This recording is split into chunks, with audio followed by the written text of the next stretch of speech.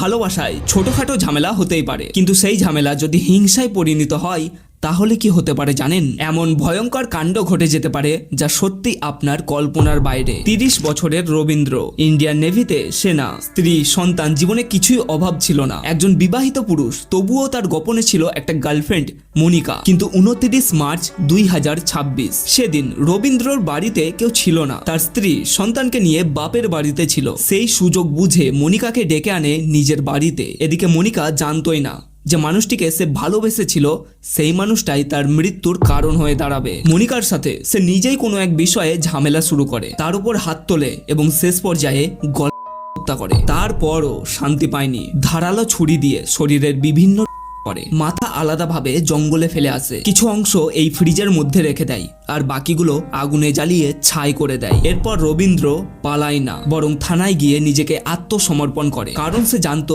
আইন কত শক্তিশালী। আইনের হাত থেকে সে পালাতে পারবে না। পুলিশ তদন্তে জানা যায় রবীন্দ্র বিয়ে করার কথা দিয়েছিল মনিকাকে, কিন্তু সে এক অন্য মেয়েকে বিয়ে করে নেয় কিছু জিনিসপত্র এবং টাকা পয়সার লোভে। এরপর রবীন্দ্র মনিকার সাথে সম্পর্ক ভাঙতে চাইছিল। এবার কয়েক বছর আগের কথা, মনিকার কাছ থেকে রবীন্দ্র কিছু টাকা ধার নিয়েছিল, আর সেই টাকা ফেরত না দেওয়ার কারণে মনিকা তার ব্যক্তিগত জীবনে দখল দেওয়ার হুমকি দিচ্ছিল। তাই কারণেই রবীন্দ্র এই সিদ্ধান্ত নেয়।